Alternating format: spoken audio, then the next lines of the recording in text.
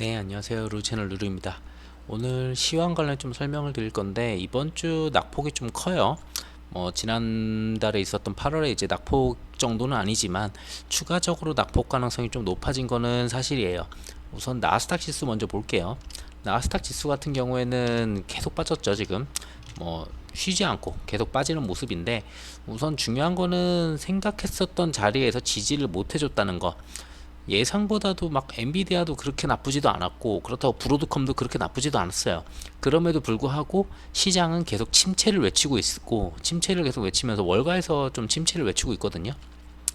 지금 미국 시장은 결국 침체로 간다라고 계속 외치면서 결국은 B컷, 다시 말하면은 0.5%를 이제 내려야 된다, 약간 이런 주장을 계속 펼치면서 계속 누르는 그런 모습입니다. 제가 봤을 때는 약간 인위적인 모습은 있는데, 인위적이든 아니면은 진짜로 지표가 나빠서든 어쨌든 결론적으로는 찍어 누르는구나 라고 보여지는 게 좀 사실이에요. 우선 미증시를 보면은 어디를 지지할지를 확인을 해야 돼요. 우선은 침체로 간다라고 해서 0.5%를 할지, 그 부분은 이제 FOMC를 지나봐야 되지만, 자, 이번에 지지할 곳을 확인해 보면은 앞전에 여기 하단 부분, 그리고 여기 지지한 부분, 그리고 여기서도 지지한 부분, 잠시 이탈하고 다시 회복은 했기 때문에 얘는 접어둘게요. 그 다음에 또 다시 지지했었던 이 부분, 그리고 좀 확대해서 보면은 일전에 갭으로 빠진 다음에 웬만큼 되돌리면서 나름 여기서 바로 되돌림을 주면서 지지를 하려고 했었던 그런 부분들. 자, 그리고 이번에 지지하려는 자리. 자, 그래서 지금 이 구간 조금 더 빠지면은 예전부터 그려놨었던 게 이제 16,500포인트가 있죠. 16,500포인트에서 이제 더 이상 밀리지 않고 이제 버텨준다면은 여기서 십자 도지를 만든다거나 아니면 버텨준다면은 어떻게든 살려나갈 수는 있겠지만, 작정하고 밀어내면은 솔직히 밀릴 수는 있어 보여요, 시장 자체는. 자, 그리고 다음 주도 지표가 좀 많이 나오다 보니까 그 부분도 좀 주의하셔야 되고요. 자, 그리고 그래서 미증시는 추가적으로 빠진다면은 저는 개인적으로 여기까지는 열어두고 보시는 게 좋아 보여요. 당장 어마무시하게 빠진다고 안 보면은, 자, 이 241선이 올라오겠죠. 그러면은 빠지고 올라가고 빠지고 올라가다가 16,000포인트가 보입니다. 그래서 16,000포인트를 갖다가 지지한다라고 생각하고 이제 좀 대응을 하시는 게 차라리 나아 보여요. 16,000포인트면은 대략적으로 4에서 5% 정도 빠져야 되는 수준이고, 나스닥 같은 경우에 그 정도까지 빠진다면은 그래도 기술적 반등은 나올 거예요. 그래서 여기서 16,000까지 빼고 기술적 반등을 쳤을 때 이 하단에서 올라오는 이 파란 선, 이걸 돌파해서 다시 올려놓는다면은 좀 의미 있는 모습이 나올 텐데, 그게 아니고 빠진 다음에 여기서 파란색을 저항 맞고 다시 또 뺀다, 약간 요런 그림이 나올 수도 있어요. 그래서 여러모로 지금 좀 생각할 게 좀 많아지는 그런 차트입니다. 자, 그리고 주봉으로 봤을 때는 60선 정도가 이제 올라오겠죠. 60선이 좀 올라오면은 대략적으로 16,000 정도를 지지할 가능성이 높아요, 얘도. 그래서 16,000을 갖다가 지지한다라고 보게 되면은 주봉에서도 동일하죠. 거의 아까랑 일봉과 주봉이 거의 비슷한 수준이고, 자, 월봉 같은 경우에 조금 달라요. 월봉에서 좀 의미 있는 모습이 좀 있긴 한데, 자, 여기서 이제 뚜껑을 따는 모습이 나왔죠. 자, 음봉으로 뚜껑을 땄고 여기도 뚜껑을 따는 모습이 나왔죠. 뚜껑을 딴 뒤에 쭉 하락폭을 키웠어요. 자, 이번에도 쭉 하락폭을 키울지, 그게 이제 좀 관건이거든요.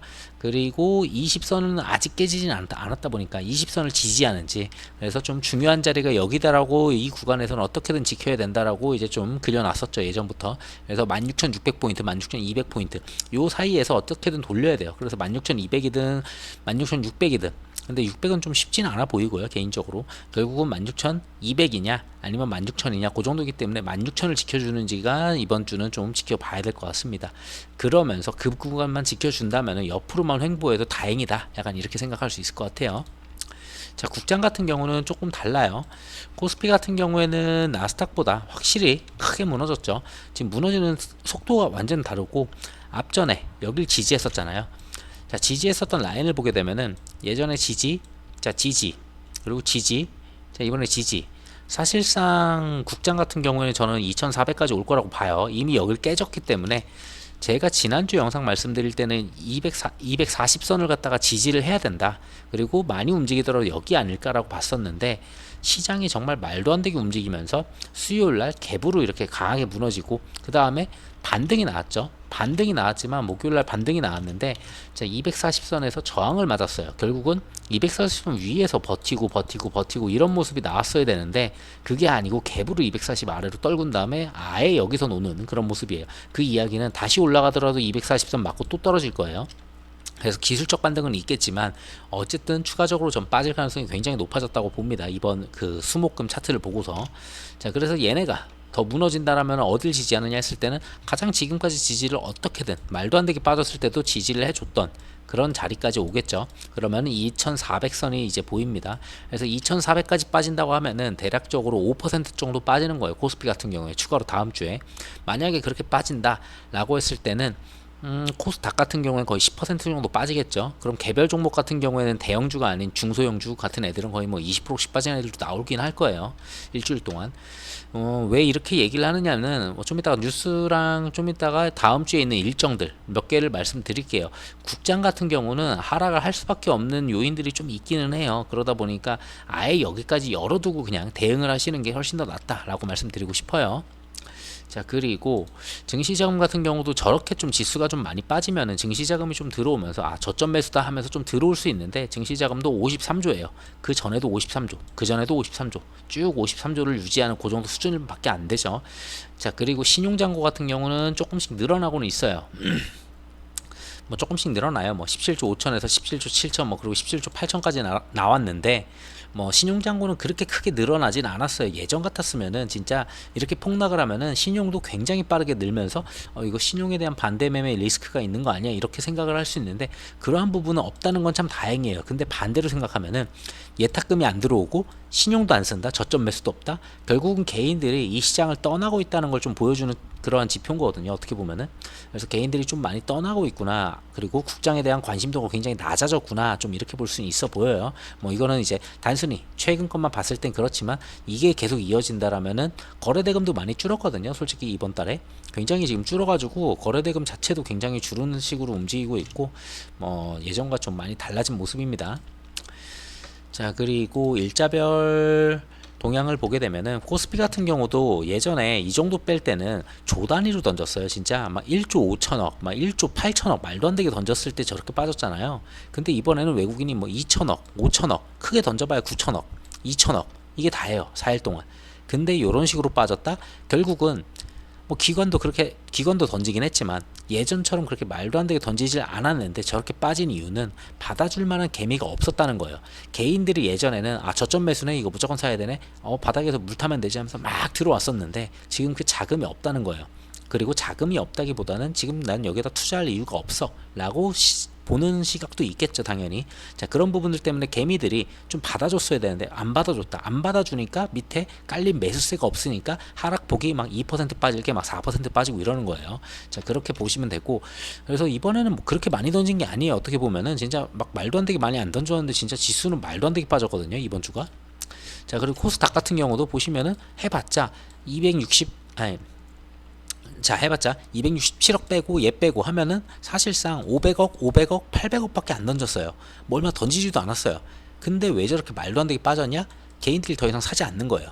개인들이 밑에서 막 말도 안 되게 무너지면은 이건 저점 매수지 지금 사면은 무조건 먹어 하는 그런 그림이 나와야 되는데 그런 게 없다 보니까 던지는 족족 그냥 말도 안 되게 지금 지수가 빠지고 있어요. 자, 그리고 기관도 역시나 뭐 그렇게 크게 던진 것도 없죠. 그럼 선물을 던졌느냐 보더라도 선물 같은 경우도 외국인 2천억에다가 200억을 샀어요. 자, 그럼 이거 날리고 뭐 한 이 정도 날릴 수 있겠죠. 그러면 사실상 던진 거는 이건 아니네요.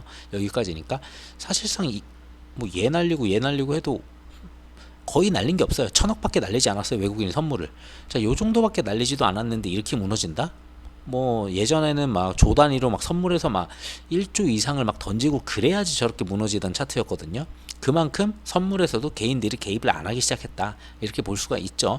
자, 그리고 기관 같은 경우는 그럼 많이 던졌냐, 기관이 많이 던졌냐 하더라도 기관 오히려 3천억을 샀죠. 자, 다 날릴 수 있어요. 그러면 오히려 기관은 샀어요, 선물도. 그랬는데도 지수가 저렇게 됐다는 거는 지금 조금 달리 봐야 될 시각이 있어 보입니다. 그리고 다음 주는 이제 일주일 딱 지나자마자 바로 추석이잖아요. 추석 되기 전은 원래 또 유동성이 또 마르고 그리고 개인들의 투심도 굉장히 약해지는 게 추석이에요.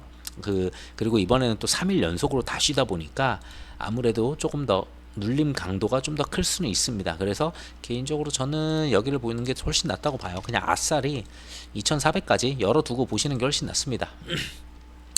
여기서는 조금 건드려 볼만 할 거는 같아요. 설마 이걸 깨겠어? 하면서 여기까지 내려온다고 보고서 여기까지 내려왔을 때 내가 좀 골라놨었던 종목들 좀 많이 빠졌다 하면 좀 건드려 볼 수는 있어 보여요. 이걸 깨고 내려간다라고 하면은 사실 차트를 다 깨는 거거든요. 이거는 자 2400을 깬다는 거는 결국은 얘가 이제 조금 올라오겠죠. 월봉상 그러면 2400이거든요. 여기가 딱 정확하게 뭐 2370 정도 되네요. 자 근데 월봉까지 내려오면 거의 2350까지도 가능은 할 거는 같아요. 만약에 진짜 2400을 깨고 내려오면은 자 예전에도 크게 깼을 때 월봉상 240선을 살짝 깨는 모습이 나왔어요. 그래서 얘도 살짝 깨는 모습이 나온다면은 진짜 최악으로 본다면은 어쩌면은 2300 초반대까지도 볼 수 있겠구니 이렇게 생각할 수 있겠죠. 자 근데 이렇게 보면은 사실상 여길 지지하는 게 맞아요. 여기가 2400입니다. 그래서 2400은 무조건 지지를 해야 된다 이렇게 보시면 좋을 것 같아요. 저거 깨면은 진짜 차트가 말도 안 되게 최악으로 가는 그림이 나올 거라서 이번 주는 조금 조심하시는 게 좀 좋을 거는 같아요. 자 그래서 뉴스를 좀 넘어가면은 저렇게 왜 무너졌느냐 보면은 솔직히 영상 지금 초반에 말씀드린 대로 미국에서 월가 쪽에서 굉장히 좀 푸시를 많이 하고 있다라는 걸 좀 느낄 수밖에 없어요. 뭐 지표가 그렇다고 좋았는데 막 어거지로 막 내린 건 아니지만 지표가 나쁘긴 했어요. 나쁘긴 했는데 저 정도로 빠질 정도도 아니었다. 미장도 전 이렇게 봐요. 자 나스닥 같은 경우에 이제 월요일은 휴장이었죠. 그리고 그 다음에 바로 나왔었던 지표가 이제 경기 침체 공포가 또 한번 일어납니다. 경기 침체가 나오려면은 뭐 소비가 막 줄거나 아니면은 생산을 막 줄이거나 그리고 생산자 물가지수가 막 떨어지거나 이러면은 당연히 사람들이 구매력이 떨어졌다는 거니까 그걸 갖다가 반증하는 이제 데이터다 보니까 그렇게 보면 되는데 이번에 나왔었던 데이터는 자 ISM에서 발표한 PMI예요. PMI는 제조 구매관리자 지수거든요. 제조를 할 때 들어가는 비용이라고 보시면 돼요. 그 비용이 이제 50을 넘으면은 사실상 50 위에 있으면은 와 화랑이다. 진짜 막 물가 더 올라갈 수도 있겠는데 막 화랑이다 이렇게 볼 수 있는데 어차피 50 아래에서 지금 인플레를 잡기 위해서 50 아래에서 유지를 하고 있었어요. 근데 74.1을 기록을 했어요. 근데 시장 예상치는 47.5죠. 시장 예상치가 47.5였는데 47.1을 갖다가 기록을 한 거죠. 정말 이게 말도 안 되게 빠졌냐라고 보면은 저는 지난주에도 이거 말씀드렸지만 진짜 미미하게 빠지는 거는 크게 의미가 없다라고 봤어요. 근데 이렇게 미미하게 빠졌는데 이 정도는 바로 그 다음 달에 뒤집을 수도 있거든요. 어떻게 될지 모르는 거거든요. 소폭 하회를 했다라고 해요. 자 근데 얘기를 할 때는 위축 국면에 있음을 시사했다 라고 하죠. 그리고 S&P가 또 나와요. 이날 같이 S&P에서도 PMI를 갖다가 얘기를 하는데 자 47.9가 나왔어요. 47.9가 나왔는데 전월보다 낮은 수준이다. 뭐 전월보다 낮을 수 있죠. 전월보다 낮을 수 있는데 시장 예상치는 47.5였어요. 그러면은 비슷하게 나왔거든요. 이미 예상을 했잖아요. 이렇게. 근데도 이거를 갖다가 가지고 경기 침체다 이렇게 해석을 하는 거예요. 월가 쪽에서는. 그러면서 경기 침체다 하면서 박살을 내는 거죠. 지수를. 그래서 이때부터 좀 너무 과한데라는 생각이 좀 들긴 했어요. 저는 개인적으로. 이렇게까지 뺄 일이 아닌데 정말 이 데이터만으로 그렇게 지금 이게 3.2% 빠졌잖아요. 나스닥이. 이렇게 뺄 일인가 싶었어요. 자, 그리고 그 다음날 자, 구인구직 이직 보고서 졸츠 예상치를 좀 하회를 했습니다. 근데 뭐 졸츠 데이터가 막 그렇게 어마무시하게 중요한 건 아니니까. 근데 예상치였던 이제 800만 건이었었는데 자, 7월달 구인 같은 경우에는 이제 760만 건 정도가 나왔습니다.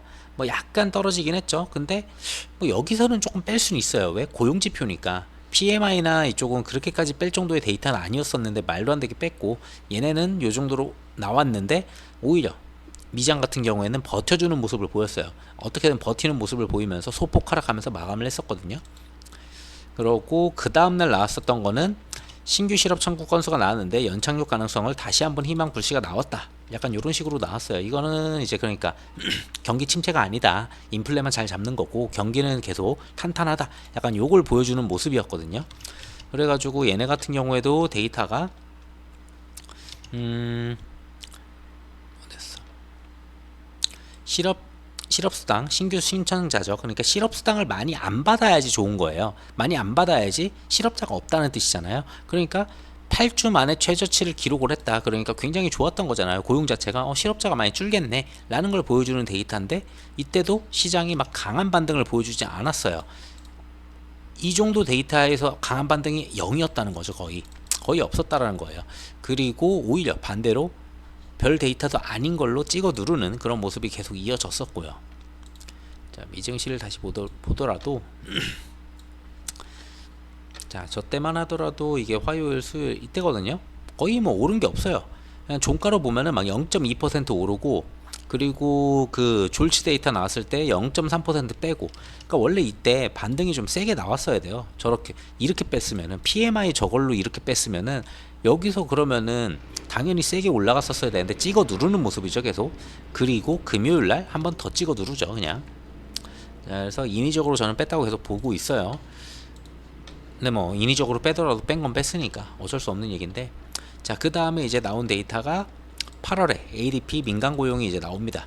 자, 근데 3년 반 만에 이제 최저다, 약간 요런 내용들이 있어요. 그래가지고 고용 데이터가 최저로 나왔다, 그렇게 나와서 안 좋다, 뭐 이런 내용이죠. 그 내용이 뜬 다음에 바로 이어지는 게 브로드컴 실적이 나오는데, 실적이 이건 좀 실적도 얘도 엔비디아랑 비슷하게 지난 분기 실적은 괜찮았어요. 예상치에 거의 부합한 정도로 잘 나왔어요, 나름. 근데 다만 실적 전망, 우리 다음 분기에 어느 정도 할 것 같아요 라고 했는데, 그게 조금 미달이라고 해가지고 시간 내에서 거의 뭐 막 말도 안 되게 뺀 다음에, 그 다음에 본장에서도 거의 마이너스 한 10% 이상 갔었던 걸로 제가 기억을 해요. 자, 그 정도로 이제 빼는 모습이 나왔고요. 그러니까 인위적으로 좀 많이 누르는 모습이 너무 많이 보여가지고 자, 그리고 금요일날 모든 고용지표가 다 나오죠. 실업률 나오고, 뭐 시간당 임금 나오고, 뭐 그리고 비농업 비농업 고용지수 이게 좀 나오다 보니까 그게 전부 다 나왔는데, 뉴스부터 월가부터 전부 다 떠들어대는 거는 이거 침체다, 완전 침체다, 막 실망이다, 데이터가 막 말도 안 되는 수준이 나왔다 라고 얘기를 해요. 정말 그렇게 나왔는지 보게 되면은 막 그러면서 이제 브로드컴 10% 급락이라고 하는데, 이게 뭐 내용은 막 경기 우려, 막 기술주 매도 막 이러는데, 얘네는 그게 아니고 앞전에 그 다음 분기 실적 예상치가 좀 낮아가지고 찍어 누른 건데, 그냥 다 갖다 붙이는 거죠. 지금 내릴 때는 지금 다 갖다 붙이고 있다. 그래서 데이터를 이걸로 보여드릴게요. 그냥 뉴스로 보는 것보다 이게 훨씬 나아요. 금요일 데이터가 제일 중요하니까 금요일 데이터 한번 볼게요. 어제였으니까 어제 데이터 미국 거 보면은, 자, 보시면은 제가 좀 좋아하는 게 이제 평균 시간당 임금이죠. MOM 같은 경우에 0.3을 예상을 했는데 0.4가 나왔어요. 결국은 올랐잖아요. 그러니까 임금이 올랐다는 거는 그만큼 일자리가 많지 않다는 거예요. 그 사람한테 돈을 더 줘가면서라도 어쨌든 간에 일을 시키겠다, 약간 요런 거잖아요. 그러니까 경기 침체가 아니죠. 이건 반대죠.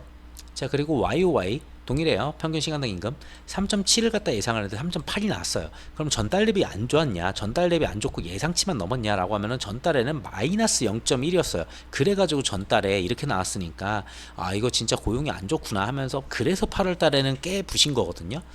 그리고 그거에 이어서 엔켈이 이제 청산까지 이어졌으니까 그렇게 더 깨부신 거고.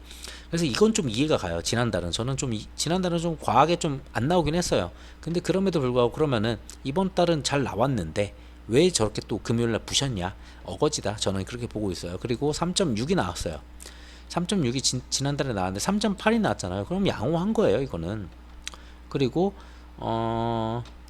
비농업은 좀 이따 말씀드리고, 실업률 볼게요. 가장 중요한 게 이거랑 이거거든요. 보통 마지막 날 나오는 게.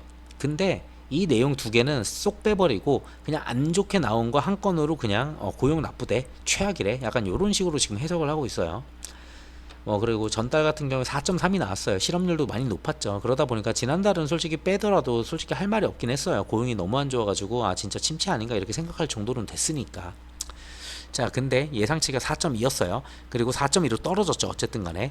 자, 그러면은 실업률도 떨어졌고 시간당 임금 올랐고, 그러면은 고용 침체도 아니죠. 아니, 고용에 문제가 생긴 것도 아니고 침체로 보기도 어려운 수준이에요. 근데 월가 쪽에서 얘기하는 거는 뭐냐, 비농업 고용지수. 자, 지난달에 이제 89,000건이 나왔어요. 89,000건이 나왔는데 이번에 14만 2천이 나왔어. 어쨌든 간에 올랐잖아요. 나쁘진 않은 거잖아요. 올랐으니까 고용지수가.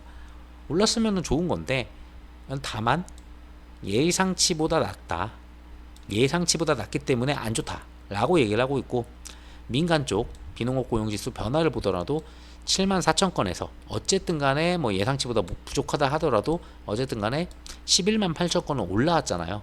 다만 예상치가 이제 13만 9천이었다. 예상치에는 부합하지 못했기 때문에 얘네 둘로 지금 굉장히 싸잡아가지고 고용이 최악이었대 라고 얘기를 하는 거예요.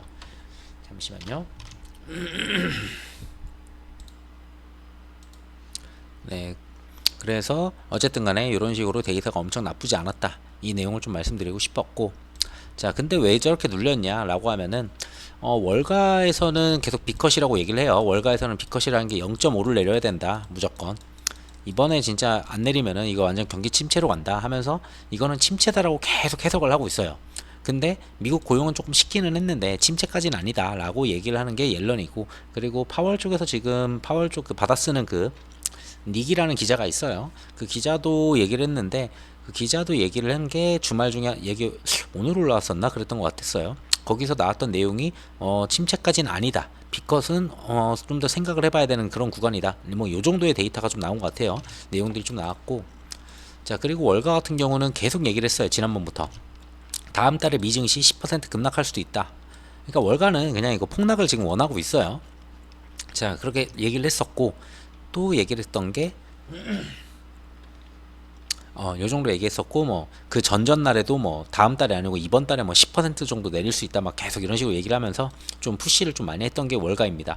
뭐 이유는 모르겠지만 어쨌든 간에 월가 쪽에서는 어쨌든 비컷을 보내려고, 침체로 보내가지고 비컷을 보내려고 하는 그런 움직임이죠. 자 거기에 따라서 이제 9월 달에 패드와치를 보게 되면은 9월 달 같은 경우에는 금리 인하 0.25를 할 가능성이 지금 70%예요. 저렇게 지수가 무너졌음에도 불구하고 전주에 이제 70%죠. 그리고 이번 주도 이제 70%예요.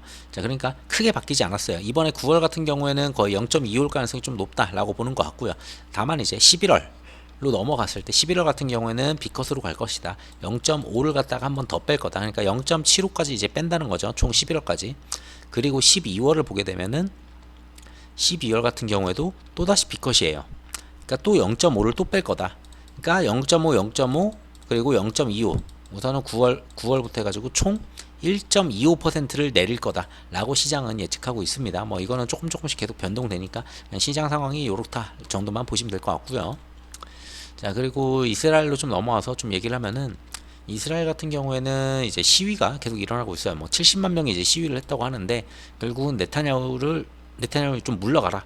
그리고 인질 6명이 사망을 한 거는 지금 휴전을 못 해가지고 이렇게 된 거다. 뭐 약간 요런 내용이에요. 잠시만요. 네, 그러고 또 나왔던 게 헤즈볼라도 지금 북부에서 계속 싸우고 있죠. 이스라엘 북부에서. 헤즈볼라가 이스라엘한테 이제 로켓을 뭐 수십 발을 발사를 했다. 이스라엘은 뭐 대응 공격을 했다. 근데 뭐 수십 발이라고 한데 한 60발 정도 되는 것 같아요. 뭐 그 정도이기 때문에 뭐 그렇게 크게 움직이는 그 정도는 아니고, 지난번에 공격했을 때가 좀 많았었죠. 그때를 보다는 훨씬 적기 때문에 뭐 그냥 크게 이슈는 아니고 그냥 여전히 그냥 아직도 싸우는 그런 중이다. 이렇게만 좀 봐주시면 될 것 같아요. 그래도 많이 좀 진정이 된 상태예요. 그렇게 막 세게 안 싸우고 있어요. 지금은 이란도 별로 조용하고요. 자 그러면서 블링컨이 어떻게든 휴전으로 좀 끌어내기 위해서, 트럼프가 계속 얘기하는 것도 만약에 해리스가 만약에 대선에 이제 승리를 하게 된다라면은 이스라엘뿐만 아니고 세계 3차 대전까지 일어날 수 있다. 약간 이런 식으로 계속 압박을 하고 있어요. 그러다 보니까 지금 민주당 입장에서는 어떻게든 얘네들 휴전을 시켜가지고 우리는 세계 평화를 위해서 일을 하고 있어. 이런 모습을 좀 보여줘야 되거든요. 자 그러다 보니까 블링컨이 이제 좀 푸시를 하죠. 가자 휴전안이 사실상 이제 뭐 90%까지 합의가 되어 있다. 이스라엘하고 하마스를 압박하는 모습이에요. 지금 이게 합의가 안 된 부분은 필라델피아랑에서 이제 이스라엘군이 주둔하는 걸로, 이걸 이제 전부 다 철군을 시켜야 되는 거고, 그리고 인질하고 수감자들의 막교환이 이제 조금 문제가 조금 이견이 있을 뿐이지 사실상 90% 합의를 했다. 이런 식으로 이제 미국에서는 좀 나서고 있거든요. 자, 근데 당사자인 네타냐후는 바로 얘기를 해요. 합의에 임박했다는 얘기는 거짓이다. 가자 휴전 낙관론을 갖다가 일축시켰습니다. 그러니까 미국에서 그렇게 떠드는 거 다 헛소리다. 지금 휴전 같은 거 할 가능성 없다라고 그냥 때려잡는 거죠. 그러니까 전쟁 계속 하겠다는 거예요. 네타냐후는 앞에서 시위를 하든 미국이 어떻게 막 지금 푸시를 하든 그러든지 간에 얘는 계속 전쟁을 하겠다. 어쩌면은 트럼프가 되길 원하는 걸 수도 있어요. 전에도 예전에도 다른 영상에서 말씀드렸지만 네타냐후 같은 경우는 오히려 트럼프가 되는 게 더 좋을 수도 있어요. 그림상. 자, 그리고 우크라 쪽으로 넘어오면은 우크라 같은 경우에는 러시아 진지 셰벌건 쇠물을 붓는 신형 드론을 막 투입을 했다고 합니다. 어쨌든 간에 그냥 싸우고 있다는 거 그냥 말씀드리려고 가져온 거고, 지난주에 말씀드렸던 게 우크라이나가 미국에 이제 요청을 했죠. 장거리를 좀 쏘게 해달라. 어디다가? 러시아 본토에다가 장거리를 좀 쏘게 해달라. 그래가지고 러시아에 있는 전투기 기지 그리고 공항 같은 데다 쏘려고 했거든요. 그래가지고 미국의 허락을 받기 위해서 했는데 가능성이 없지 않겠냐라고 제가 지난주에 얘기 드렸는데 역시나 똑같죠. 미국은 게임 체인저가 아니다. 거절을 했습니다. 쏘지 마라 라고 했어요. 그러니까 좀 진정시키려는 게 지금 미국의 입장이에요. 대선을 앞두고 있는데 민주당에서 지금 우크라이나 점점 더 거세게 전쟁을 하고 있고 이스라엘은 말도 안 듣고 이러다 보니까 민주당이 뭔가를 좀 보여줘야 되는데 대선 전에 분명히 그 부분이 계속 나오지 않다 보니 아무래도 이렇게 어떻게든 좀 진정시키려는 그런 움직임을 계속 보여주고 있습니다. 자, 그리고 우크라이나 전쟁에서 이제 가속도가 좀 붙고 있는데 사실상 주도권을 장악한 러시아라고 얘기를 하는데 제가 봐도 러시아가 조금 더 주도권을 장악하지 않았느냐 보고 있어요. 우크라이나는 러시아 본토를 쳤는데 이걸로 협상 카드를 좀 가져올 수 있을 줄 알았는데 협상 카드가 불발이 됐죠. 사실상 러시아가 협상을 안 했죠. 자, 그 와중에 러시아는 우크라이나 본토를 공격을 한 상태에서 본토를 더 공격하고 더 밀고 들어가고 있어요. 우크라이나는 이만큼 우리가 먹었으니까 그래도 어느 정도는 우리는 좀 승리한 거야. 반절 정도 승리한 거야 라고 지금 얘기를 하고 있지만 저는 좀 아닌 것 같아요. 결국은 이거보다 우크라이나 지금 본토가 계속 박살나고 있는데 이걸 그냥 냅두고 있는 게 결국은 좀 힘들어 보여요. 결국은 얘네들이 회군을 해가지고 여길 막으러 와야 되지 않겠느냐 이렇게 보고 있는데 이건 가봐야지 알겠죠. 자, 그래서 이제 러시아 같은 경우에 점령지를 계속 확대하고 있습니다. 그리고 푸틴도 이 얘기를 하죠. 우크라이나가 쿠르스크 점령을 한 거는 실수다. 사실상 우리한테 겁을 줘가지고 군대를 이동하게 만들려고 했지만 러시아는 계속 공격을 해서 더 밀어내고 있습니다. 계속 점령지를 늘려나가고 있고 결국은 겁을 줘서 군대가 이동을 안 하고 계속 밀고 올라가는 거죠. 그래서 적이 핵심 전선에서 약해지고 우리 군대는 공격을 강화하고 있다. 그러니까 우크라이나가 핵심 전선에서 병력을 빼가지고 러시아 본토를 쳤는데 이만큼 뺏어왔더니만 뭔가를 얘네들이 좀 움직여야 되는데 그게 아니고 러시아는 계속 밀고 들어가는 거죠. 자, 그러다 보니까 러시아가 사실상 주도권을 잡았다. 이렇게 되면 우크라이나가 오히려 뒤로 다시 빼야 되는 그런 케이스가 나올 수 있어 보여요. 자, 어쨌든 저쪽도 전쟁 계속 한다는 게 좀 중요한 내용이고, 자, 그리고 TV 토론이 이제 다음 주 화요일로 나와 있죠. 그래가지고 미국 이제 해리스하고 트럼프하고 이제 토론회를 하게 되는데 이 부분이 어떻게 되는지 좀 보셔야 될 것 같아요. 여기서 이제 관련주들이 좀 움직일 가능성이 있죠. 섹터로 보게 되면은 아무래도 신재생이나 아니면은 2차 전지는 그렇게까지 움직이진 않을 것 같은데 아무래도 그 리튬 가격이 좀 있어서 어쨌든 간에 좀 볼만할 것 같고, 자, 해리스 같은 경우에 지금 현재 지지율을 보게 되면은 49% 정도 지금 앞서고 있고요. 트럼프 같은 경우 47%예요. 한 2% 차이로 조금 좁혔어요. 한때는 4% 차이다, 8% 차이다 이런 내용들도 있었는데 결국 토론회를 앞두고서 케네디 사태도 있었고 여러 가지 이슈들이 있었다 보니까 어느 정도 좀 좁혀놓은 상태이기 때문에 오히려 이 토론회가 더 중요해졌다 이렇게 보시면 될 것 같고, 이거는 그냥 지켜보시면 되는 거니까. 자, 그리고 미국 대선 경합주 중에 6곳 중에 지금 3곳이 초접전입니다. 해리스 같은 경우에선 2곳을 갖다가 완전히 먹고 있고 트럼프 같은 경우 한 곳에서 우위를 하고 있어요. 그래서 이 남아있는 3곳을 누가 가져가느냐가 더 중요한데, 트럼프 같은 경우에는 지금 해리스가 우세하고 있는 3개의 주를 갖다 포기하겠다, 경합주에 이제 집중을 하겠다 이렇게 얘기를 하고 있습니다. 그러니까 아예 해리스가 이미 우세하고 있는 먹은 그쪽은 아예 포기를 하고 그냥 남아있는 경합주에서 제대로 이걸 뺏어올게 라고 이렇게 얘기를 하는 것 같아요. 자, 그리고 엔캐리 청산 쪽도 얘기를 안 할 수가 없는데 일본 같은 경우에 지금 일본은행이 안 그래도 금리 인상을 한번 하기로 했잖아요. 그게 이제 9월 아니면 10월 정도에 진행이 될 텐데 그 이후에 12월 정도에 추가 금리 인상을 할 가능성이 있다라고 이제 얘기를 했어요. 일본 채권 시장에서. 자, 그래서 이게 만약에 추가 금리 인상을 하게 되면은 일본 엔화의 가치는 올라가고 달러의 가치는 계속 더 떨어지겠죠. 왜냐면 달러 인덱스 안에 이제 엔화가 이제 들어가 있다 보니까 자 이렇게 계속 바뀌고 거기다가 미국이 금리 인하를 할 거잖아요. 금리 인하를 하게 되면 달러 인덱스는 더 떨어져요. 달러 가치는 더 떨어져요. 그러면 엔화 가치는 더 올라가겠죠. 엔화의 가치는 더 올라가서 오히려 엔캐리 청산이 더 이루어질 수도 있다라는 게 바탕이 깔려 있어요. 근데 엔캐리 청산이 되려면은 여러 가지 조건들이 다 맞아 떨어져야 되는데 엔화 가치가 올라가면서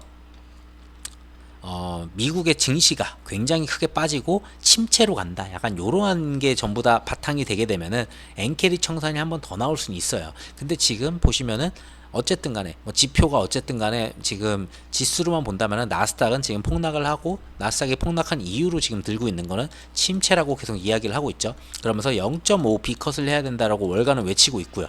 자, 모든 조건이 다 완성이 됐어요. 만약 이렇게 간다라면은 자, 그 와중에 지금 엔화의 가치는 굉장히 빠르게 올라가고 있어요.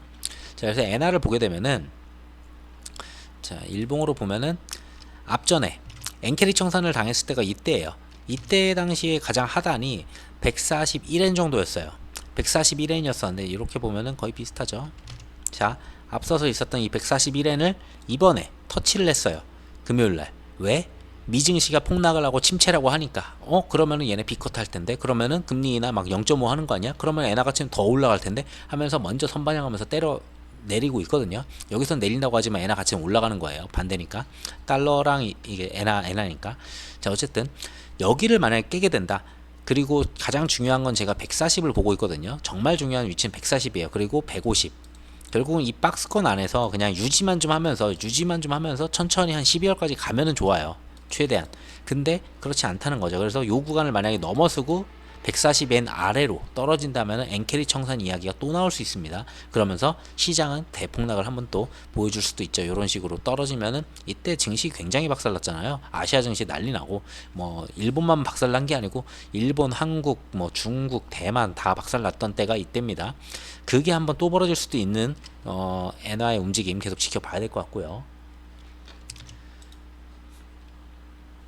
자, 그리고 미국 국채금리를 보게 되면은 국채금리 같은 경우는 당연히 추가적으로 얘도 역시나 보시면은 앞전에 있었던 여기 저점 이때 이제 미국이 침체니까 금리를 갖다가 0.5를 반영할 거야, 세게 내려갈 거야 하면서 굉장히 세게 채권금리가 부셔졌었죠. 자, 그 부분을 갖다가 조금 더 이 아래 꼬리 보시면 조금 더 내렸어요. 조금 더 내리는 모습이 나왔기 때문에 사실상 저는 더 내려갈 가능성이 높다고 봐요. 만약에 이렇게 월가에서 계속 침체고 뭐 주변에서 침체라고 얘기를 하면서 계속 꾸준히 비컷을 해야 된다 이런 내용들이 계속 이어진다면은 시장은 한 번 더 눌릴 가능성이 있어 보입니다. 뭐 채권금리는 뭐 양호한 수준이기 때문에 이제는 더 내려가는 게 아니고 어느 정도 천천히 내려가도 된다라고 보여져요. 굳이 엄청 빠르게 막 폭락을 할 필요는 없어 보이는데 어쨌든 시장 같은 경우는 지금 봤을 때 앞전에 여기서 이제 지지를 받았었기 때문에 크게 만약에 내려온다라고 하더라도 대략적으로 3.3에서 3.4% 정도까지 내려오지 않을까 이렇게 보고 있어요. 자, 그리고 그래서 지금은 쟤네들이 내려가는 게 막 엄청 좋은 건 아니에요. 쟤네들이 막 내려간다는 거는 결국은 엔캐리 청산 또 한 번 나오는 거 아니야 이렇게 볼 수도 있는 부분들이라서. 자, 그리고 유가 쪽 보면은 유가는 원래 오펙 플러스에서 원래 자발적 원유 감산을 갖다가 이게 8월인가 끝나는 거, 9월인가? 9월이었던 것 같아요. 2달 연장이었으니까 9월에 이제 끝나는 거였어요. 그런 다음에 더 이상 자발적 원유 감산을 하지 않겠어. 다시 원래대로 천천히 단계별로 증산을 하겠어. 그러면은 유가는 당연히 떨어지겠죠. 증산을 하니까. 근데 유가가 미국 경기 침체다, 거기다 막 중국 경기 안 좋다 하다 보니까 결국은 유가가 말도 안 되는 속도로 지금 빠지고 있어요. 그러다 보니까 얘네들이 봤을 때는 이대로 가면은 유가가 너무 빠지는데 우리가 그 상황에 감산을 포기하고 증산을 때리면은 이거 말도 안 되게 더 빠지겠는데 하면서 11월까지 연장을 했습니다. 2달을 연장을 시켰어요. 우선 2달은 좀 더 감산을 이어가 볼게 라고 했어요. 유가를 잡기 위해서. 얘네들은 유가가 비싸야지 돈을 버는 거니까. 자, 근데 그럼에도 불구하고 큰 폭으로 반등이 없었어요. 쟤네들이 저렇게 얘기를 했는데도. 자, 보시면은 나름 반등이 나와야 되는데 이런 식으로 나오죠. 결국은 미국이 경기 침체라는 걸 더 반영하기 시작을 했고, 그리고 2달을 갖다가 감산을 연장한다고 해도 니들 어차피 그러면은 11월 어쨌든 간에 증산을 할 거잖아. 결국은 증산의 그 시기만 늦춘 거지 단순히 이게 막 급등을 할 정도의 내용은 아니다라고 본 거예요. 시장에서는. 그러다 보니까 유가가 지금 68불까지 빠졌어요. 자, 앞단에서 지금 마지막에 아래꼬리를 달았던 곳을 지금 거의 터치를 하면서 마지막 지지선을 깰까 말까 하고 있는데, 자, 이걸 깨게 되면은 당연히 여기까지 오겠죠. 자, 여기까지 오면은 여기가 얼마냐? 라고 하면 대략적으로 63불 여기까지 내려올 수 있다는 거예요. 자, 그리고 이 자리가 뭐냐, 63불을 만약에 깬다. 자, 63불을 지지했었던 애들을 여기를 만약에 깨고 내려간다. 그랬을 때는 사실상 제가 봤을 때 지켜줄 만한 자리가 여기밖에 없어요. 거의 50불대예요 바로. 그 다음 볼 수 있는 곳은. 그래서 한 63불 깨지는 순간에는 거의 50불까지 떨어질 수 있다. 막 그러면은 유가가 이렇게 빠지면은 또 사람들이 경기 침체 아니야 이럴 수 있겠지만, 유가 때문에 인플레는 잘 잡히긴 하거든요. 보통 이제 인플레 잡힐 때 원래 경기 침체가 오고 잡히긴 하는데, 그걸 겪느냐, 경기가 탄탄하게 인플레만 잡히느냐, 그 와중에 지금 갈로에 지금 서 있다 이렇게 보시면 될 것 같아요. 자, 그리고 당연히 한국 같은 경우에 원달러를 이제 봐야 되겠죠. 원달러 같은 경우는 뭐 큰 변동은 없었어요. 일주일 내내 거의 이렇게 조그만한 박스권을 하나 그리면서 요 안에서 좀 움직이는 모습이었었고, 다만 이 박스권이 나쁘진 않아요. 이 상단을 여기를 갖다가 유지를 해주고 있죠. 예전에 지지를 받았었던 위치를 갖다 유지를 하면서 여기를 더 올라가지 않고 계속 여기서 놀다 보면은, 미국이 금리 인하를 하는 그 시기에는 당연히 하단으로 한 번 더 내리칠 거예요. 그랬을 때는 어디까지 볼 수 있냐라고 했을 때는 앞전에 자 요런 식으로 상승 차트가 나왔기 때문에, 이미 이만큼을 깼기 때문에 추가적인 하락은 볼 수 있어요. 그래서 요 정도 보이면은 1,300원이냐 아니면은 1,200원 후반대까지도 내려갈 수 있지 않겠느냐, 요 정도 기대할 수 있어 보여요. 그러면서 그때 이제 외국인들이 들어오지 않을까. 그 전에 지수를 더 많이 망가뜨릴 수 있겠죠. 국장은 근데 외국인 혼자 무너뜨린 게 아니에요. 개인들이 지금 매수를 안 하는 거 이유는, 자 내용을 보시면 한동훈 같은 경우 이렇게 얘기했어요. 민주당이 ISA 해외 투자의 시장 반응은 매우 나쁘다. 자, 금투세를 폐지해야 된다. 뭐 금투세가 문제기는 해요. 근데 금투세가 문제여서 폐지를 하자라고 했더니 민주당에서는 보완책을 내놨어요. 보완한 카드, 보완 패키지라는 걸 만들어서 내놨어요. 그러니까 어쨌든 간에 금투세를 하겠다는 거잖아요. 이거는 하긴 하는데, 지금 당장 우리가 생각했던 금투세의 방향으로 가진 않고 약간 보완을 해서 조금 규제를 갖다가 많이 풀어준 상태에서 진행을 하자, 약간 요런 내용이에요. 자, 근데 그 규제를 풀어주는 안 중에 최악인 게 뭐냐면은, ISA 넣게 되면은 사실 지금까지는 해외 투자가 불가능했어요. 해외 투자 직접 해외 투자는 완전 불가능했어요. 거기서 비과세 주는 것도 없었고. 자, 근데 이번에는 많이 바뀌었어요. 자, 금투세 폐지 대신에 ISA를 개편하는 거 아니냐. 이거는 한마디로 해외 투자를 하라는 시그널이다. 내용을 자세히 볼게요. 자, 250만 원까지 지금 원래는 해외 주식에 투자를 하면은 250만 원까지 지금 비과세예요. 이거는 뭐 아시는 분들 다 아실 거예요. 미장을 하시면은. 연간 250만원까지는 팔더라도 전부 다 비과세니까 다 내 수익이에요. 세금이 없어요.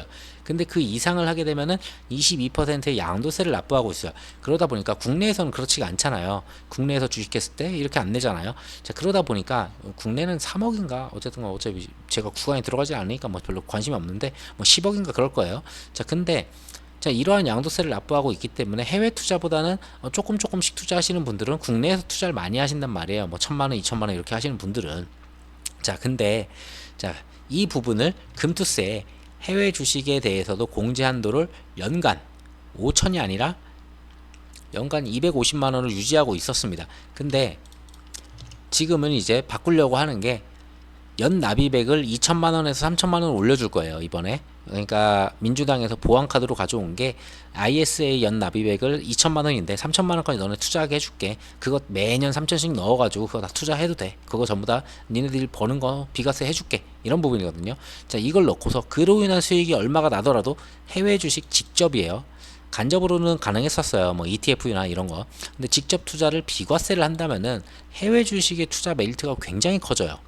아니, 이걸 비과세를 주면은 누가 국장에서 이거를 플레이를 하겠어요. 국장 다 버리고 다 미장으로 가죠. 그러니까 개인들이 지금 싸그리 만약에 이게 진짜 확정이 돼가지고 이게 법안이 통과가 된다 하면은 내가 먼저 나갈래라고 할 수 있어요. 내가 먼저 막 도망가려고. 그러다 보니까 국장에 대한 메리트가 없어지는 거죠. 당연히 저라도 이거 만약에 이렇게 해준다고 하면은 다 팔고 그냥 미장으로 가죠. 당연한 내용이에요. 그러니까 개미들이 지금 안 사는 거예요. 받아주지 않고. 그러니까 지수는 더 빠르게 빠지는 거고. 자, 그렇게 이해하시면 될 것 같아요. 자, 그거 외에 또 이번 주 같은 경우에 또 이게 있죠. 이번 주가 좀 위험하다고 아까부터 영상 초반에 계속 얘기했던 게, 자, 선물 만기일이 있어요.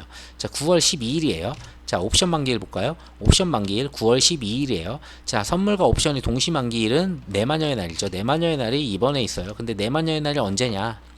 추석 직전 목요일 날 있습니다. 추석 직전만 되더라도 목금 정도만 가더라도 거의 거래대금이 없을 정도로 거의 그냥 눌리는데, 이러한 안 그래도 개미들이 받아줘야지 이거 눌리는 걸 막 막아주는데 그거마저 지금 없는 상황에서 선물 옵션 만기일 동시 만기까지 터지는데 거기에 추석까지 있다. 자, 이번 주는 사실상 어떠한 지표가 나오더라도 국장은 눌러놓을 가능성이 굉장히 높다라고 좀 보여주는 한 주입니다. 자, 그래서 만약에 나는 여기서 베팅을 하겠다. 그래, 민주당이 설마 저거 하겠어? 라고 하면서 난 베팅을 할래. 한다면 전 개인적으로 12일, 13일 요때 두 날을 갖다가 좀 볼 것 같아요. 그리고 우리가 16, 17, 18까지는 쉬고 오잖아요. 그 다음에 19, 20도 사실 어떻게 될지 모르지만 미장이 만약에 더 무너진 상태라면은 우리가 돌아왔을 때는 어느 정도는 조금 회복해주지 않을까 이런 기대감은 조금 있어요. 이거는 약간 베팅이니까. 왜? 앞에 3일 동안 뭔 일이 일어날지 모르지만 어쨌든 이때는 눌림이 있을 때 이때 베팅을 한번 해볼 수는 있지 않을까 요 정도 생각은 있어요. 그러니까 뭐 올인 정도는 아니어도 약간은 베팅할 수 있지 않을까 요 정도 생각이 좀 들고, 그 다음 주로 돌아왔을 때 뭐 다음 주 영상에서 말씀을 드리겠지만 19일, 20일 같은 경우도 사실 금요일이 또 껴있으면은 국장은 뭐 많이 하시면 아시겠지만 금요일날 오르는 날이 거의 없어요. 원래 무조건 오전에 올리더라도 오후에 다 빼놓고서 끝나는 게 금요일이잖아요. 자, 그러다 보니까 이때도 큰 반응보다는 외국인들 수급이 들어오는지 그 정도만 확인하면 될 것 같아요. 자, 그리고 그 다음 주부터 이제 반등이 어떻게 나오는지 봐야 되는데, 뭐 이제 그때부터 이제 FOMC 내용들이 나오겠죠. FOMC 내용이 나오면서 뭐 이제 B컷이냐 아니면 0.25로 가냐 그걸로 이제 얘기를 하고, 그리고 파월의 발언이나 이런 내용들이 쭉 붙으면서 자, 그걸로 이제 시장을 돌리지 않을까 그렇게 보고 있습니다. 그래서 난 빨리 투자를 할래 하면은 저는 이때가 좀 나아 보이고, 아 그래도 나는 이거 좀 리스크가 있어 보이니까 한 번 정도 더 확인하고 들어갈래 하면 저는 19, 20 정도 이렇게 말씀드리고 싶어요. 뭐 어쨌든 간에 무너질 가능성이 높으니까 어쨌든 이렇게 얘기를 해드리는 거고, 안 무너지면 좋은 거죠. 지금 안 무너지면 좋은 건데 국장 같은 경우는 받아줄 애들이 없다 보니까 사실상 여기까지 내려올 가능성이 높고, 만약에 이걸 추가적으로 더 밀어버린다 그러면은 사실상 여기 있는 쌍바닥은 당연히 봐야 돼요. 아까 전에도 말씀드렸다시피 2300 초반대까지도 볼 수도 있다. 진짜 최악의 경우에는. 자, 여기까지 내렸는데 미국에서 지표가 또 안 좋게 나왔다. 만약에 진짜로 지표까지 또 한 번 진짜로 안 좋게 나왔다 그러면은 요 정도 떨어질 거고, 그러면은 비컷으로 가니까 여기서 나올 만한 내용은 뭐가 있겠어요. 아까 전에 말씀드린 엔캐리 청산. 자, 요게 나올 수가 있어요. 그럼 이걸 한번 더 떨굴 수도 있는 거예요. 자, 그랬을 때는 월봉상으로 봤을 때는 진짜 쭉 빼서 이것까지 깨고 내려갈 수도 있겠죠. 그랬을 때는 진짜 다시 한번 하락장으로 제대로 이어지는 그런 모습이 나오겠죠. 사실 여기까지 내려온 다음에 다시 반등하면은 요러한 차트를 이어갈 수는 있는 거예요. 자, 요걸 복사해서 똑같이 붙여놓으면은, 자, 요러한 상승 터널이에요. 그냥 올라가고 내려가고 올라가고 내려가고 다시 올라가고 내려가고 요러한 상승 터널에서의 움직임으로 눌림받는 정도로 가는 건데, 자, 이걸 깬다는 거는 자, 하락장으로 완전히 이어진다는 거예요. 근데 하락장으로 갈 가능성이 조금 높아 보이기는 해요. 지금 현재 상태로만 본다면은. 자, 그래서 이번 주에 이걸 잘 지지를 해주는지 2400을 지지를 해주는지 그것만 좀 확인하시면 될 것 같습니다. 자, 영상 좀 길었는데 오늘 어쨌든 좀 증시가 많이 안 좋기도 했었고, 최근에 거의 지금 3개월 연속이었죠. 7월부터 7월, 8월, 9월 계속 안 좋았어요. 자, 9월 달에 더 내리면은 최악으로 가고, 자, 그러고 10월 달에 뭔가 또 안 좋은 게 만약에 또 나온다, 막 엔캐리 이런 거 또 나오면은 진짜 더 최악으로 갈 수 있기 때문에 지금 정도에서는 좀 생각을 해볼 만한 그런 구간인 것 같아요. 뭐 무조건 떨어진다는 건 아니니까 외국인 수급이나 기관 수급 계속 좀 지켜보시면서 엔화 또 주의 깊게 보시고, 뭐 중동이나 우크라이나는 그렇게 크게 반응 안 하는 것 같으니까 뭐 대충 보셔도 될 것 같아요. 거기 정도는. 자, 그 정도로 말씀드리고 영상 마무리하도록 하겠습니다. 영상 들어주셔서 감사합니다.